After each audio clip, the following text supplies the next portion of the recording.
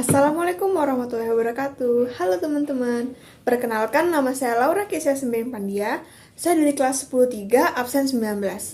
Jadi di video kali ini saya akan menjelaskan tentang peranan virus bagi manusia, hewan, dan juga tumbuhan.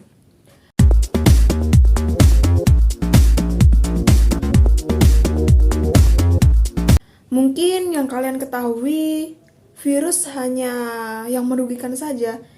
Yang merugikan bagi manusia kayak membuat kita sakit dan lain-lain.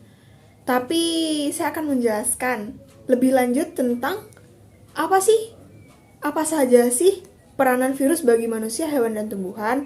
Apakah hanya ada yang merugikan saja atau ada yang menguntungkan? Jadi, simak terus ya. Oke, jadi mungkin kita akan mulai dulu dengan yang familiar dengan kalian, kayak virus-virus yang peranan virus yang merugikan. Jadi kayak yang kalian ketahui ya, peranan virus yang merugikan itu seperti penyakit-penyakit HIV, herpes, terus gondokan. Kayak HIV itu penyakit yang menyerang alat reproduksi kita. Terus herpes itu menyerang kulit. Terus gondokan itu kan yang di sininya itu kan. Nah, itu sebenarnya ya teman-teman, itu sebenarnya kita bisa sakit itu akibat virus. Dan cara penularannya pun bermacam-macam. Seperti virus, ada yang bisa menular melewat udara, ada yang bisa bersentuhan langsung dengan kulit, kayak misalnya HIV. Kita dengan orang yang penderita HIV itu, misalnya kita bersentuhan kulit dengan orang penderita HIV, itu kita tidak apa-apa, kita tidak akan tertular virus.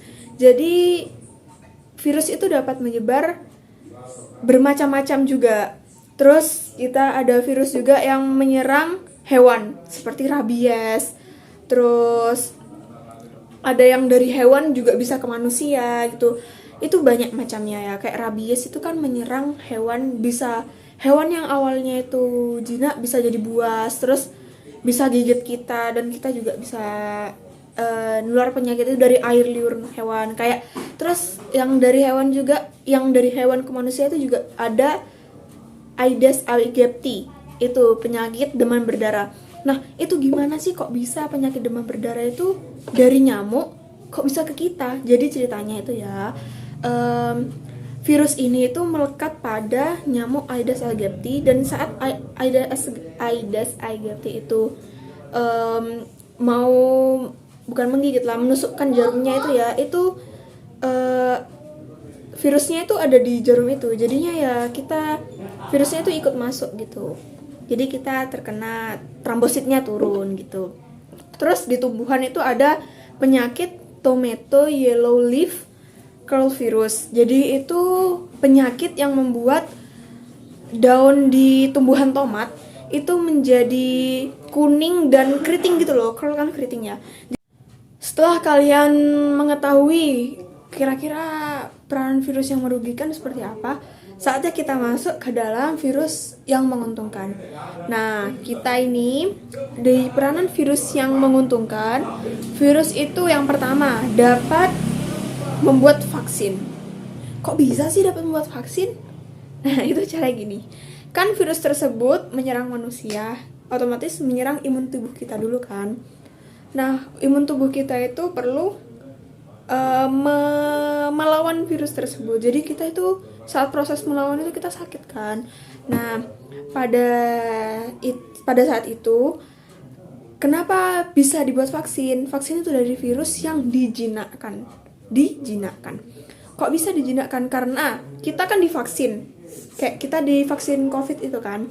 Nah, itu virus yang dijinakkan. Jadi imun kita mungkin setelah vaksin itu akan demam atau sakit gitu, karena imun tubuh kita sedang sedang berkenalan lah dengan virus itu. Jadi ketika kita dimasukin virus itu yang belum dijinakkan, jadi imun tubuh kita itu sudah bisa melawan secara mandiri gitu. Oke, yang selanjutnya ada rekayasa genetika. Gimana sih maksudnya rekayasa genetika? Jadi maksud dari rekayasa genetika itu dapat digunakan saat terapi gen. Gen kan kayak gini nih, dalam utang gitu, mungkin mungkin ya itu virus itu bisa membuat gen itu jadi sempurna gitu. Terus yang ketiga ada untuk memberantas serangga. Nah, yang kalian ketahui virus kan tidak cuman menyerang manusia, bisa menyerang hewan dan tumbuhan juga. Nah, virus ini bisa dapat membantu kita untuk menyerang hama atau serangga. Jadi virusnya itu bisa untuk membunuh itu. Nah, ada untuk melemahkan bakteri patogen. Jadi sebenarnya ya teman-teman, virus itu lebih kecil daripada bakteri. Jadi misalnya bakteri segini, virus itu bisa segini aja gitu. Jadi virus juga bisa menyerang bakteri. Jadi bakteri kan menyerang kita, virus bisa menyerang bakteri. Jadi kayak kita menggunakan virus untuk melemahkan bakteri. Jadi gitu. Oke, jadi hanya itu saja yang dapat saya jelaskan tentang peranan virus yang merugikan dan juga menguntungkan. Jadi mungkin ada kekurangannya atau salah kata. Terima kasih. Wassalamualaikum warahmatullahi wabarakatuh. Bye.